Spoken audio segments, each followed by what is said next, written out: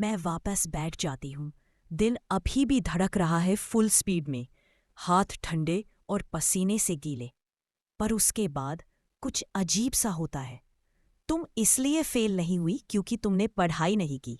तुम इसलिए फेल हुई क्योंकि तुमने खुद पे भरोसा नहीं किया। उनकी बातें मुझे इतनी स्ट्रांग लगती है कि मेरी सोल तक हिल जाती है।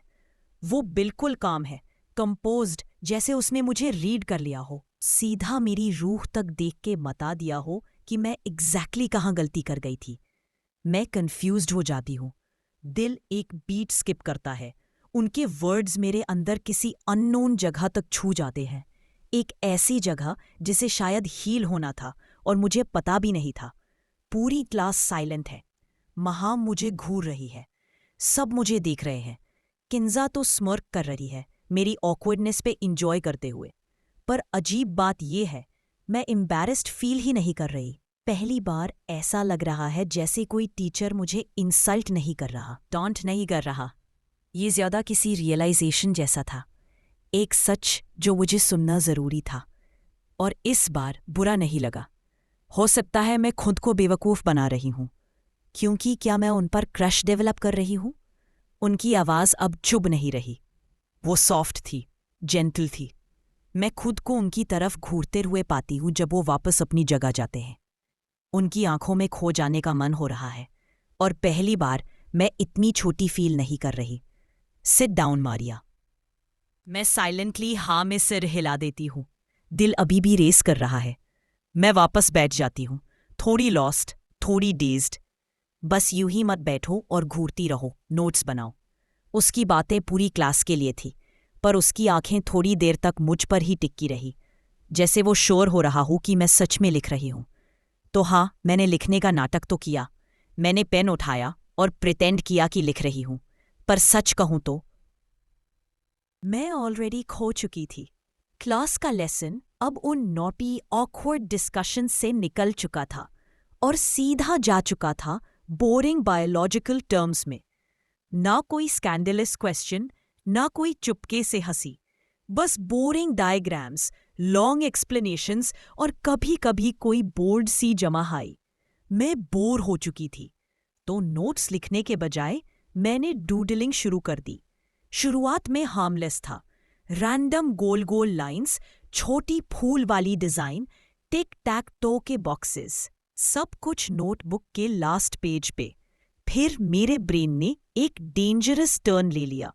मैंने वही किया जो एक थोड़ी सी पागल, सोशली ऑकवर्ड, अकेडमिकली स्ट्रगल करती लड़की करती, जिसको अपने स्ट्रिक्ट प्रोफेसर पे क्रश हो जाए। मैंने हम दोनों का लव परसेंटेज कैलकुलेट किया। हाँ, वही क्लासिक नेम मैचिंग वाला love test, Maria Adeel plus Aryan Niyaz. मैं लेटर्स लिखती गई, कॉमन लेटर्स कैंसिल किए, स्टूपिड सा मैथ किया और फिर इंतजार किया तकदीर डिसाइड करेगी हमारी रोमांटिक डेस्टिनी। 67%। नॉट बैड, और भी वर्स हो सकता था। मैं उस नंबर को भूरती रही, खुद को समझाने की कोशिश करती रही कि ये सिर्फ एक कोइंसिडेंस है, कि मेरे पेट में हल्का सा फ्लिप फील हुआ। लेकिन उससे पहले कि मैं ओवरथिंक कर लेती कि मैंने ये सब क्यों किया, रिसेस की बेल बज गई। Sigh of relief. पूरी क्लास ने एक साथ एक्सहेल किया, जैसे सबको एक साथ आज़ादी मिल गई हो इस नेवर एंडिंग बायोलॉजी लेक्चर से। सर आर्यन ने सिर्फ एक छोटी सी नोट दी, वरना यूजुअली जाते वक्त कुछ एक्स्ट्रा इंस्ट्रक्शंस जरूर दे जाते।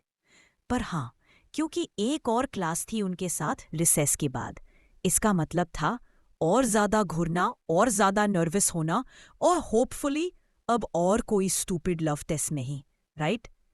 यही था मेरा दिन का मोस्ट एक्साइटिंग मोमेंट। मैं क्लास से बाहर भागी, बिल हल्का, कदम लाइट और दिमाग अभी भी घूम रहा था। मेरे उस लेजेंडरी ब्लंडर के आफ्टर मैथ से महाम ने पीछे से मुझे बुलाया था, शायद बात करने के लिए, पर मैं बहुत जल्दी निकल गई। क्या मुझे वापस जाके सॉरी बोलना चाहिए?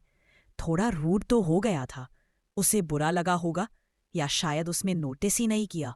मैंने बस चलते रहने का डिसाइड किया, और तभी मैं सीधा किसी से टकरा गई। हमजा 11B के बाहर खड़ा था, मेरी ही क्लास के सामने। जैसे ही उसे देखा, ऐसा लगा जैसे दोबारा सांस आ गई हो। उसकी वो पुरानी वाली स्माइल मिली मुझे। कल तो सैड थी, आज काफी खुश लग रही हो तुम। मैं कुछ बोल पाती उससे पहले ही उसने अपना टिपिकल मूव किया, अपना लंच बॉक्स मेरे हाथों में थमा दिया। पता नहीं ये क्यों हमेशा करता है, पर मुझे कभी कंप्लेन करने का रीज़न नहीं मिला। मैं मुस्कुराई, लंच बॉक्स लेते हुए। रिप्रोडक्शन चैप्टर पढ़ रहे थे। बहुत फनी था यार। और बस बातचीत शुरू हो गई। मैं सब कुछ बता दिया, कैसे सर आर्यन ने मिस आयशा की बंद बजा दी, कैसे उससे ज़बरदस्ती फ्रंट रो में बिठाया और कैसे उसने पूरा लेक्चर ऑकवर्डली स्ट्रगल करते हुए कंप्लीट किया। और हाँ, मेरी खुद की लेजेंडरी ब्लंडर भी। मैं यूजुअली ज़्यादा बात नहीं करती, लेकिन हमजा के साथ इट्स जस्ट डिफरेंट। उसके साथ मुझे सेफ फील होता है।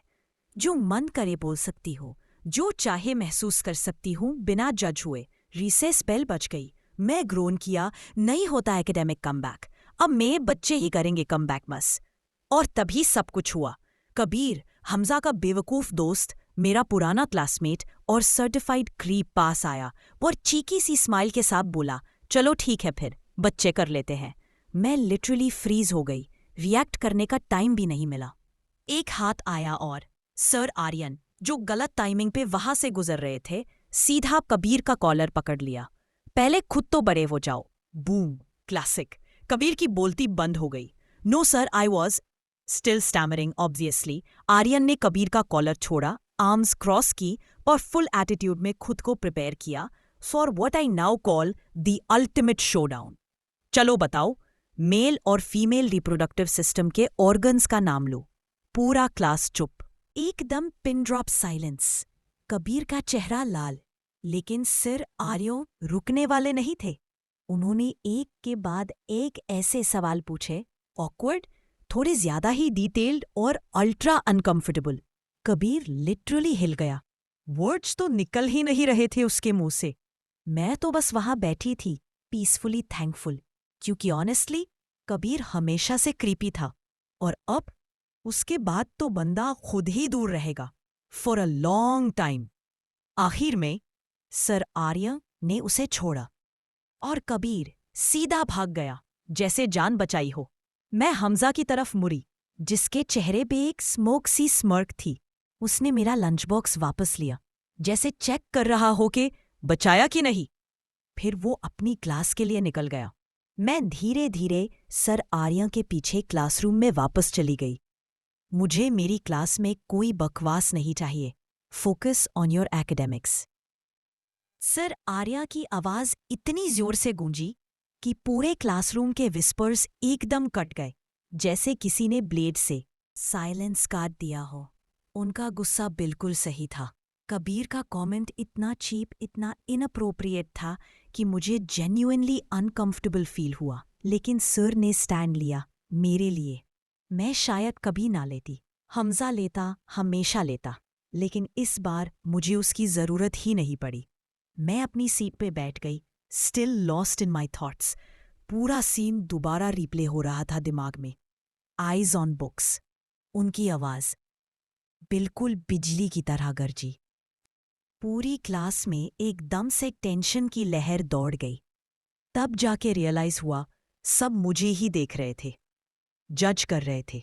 गलती उनकी नहीं थी, आज मैंने ही ज्यादा तमाशा कर दिया था। पर इन सब के बावजूद सर ने मुझे प्रोटेक्ट किया। फिर से, एक ही दिल है सर, कितनी बार जीतोगे।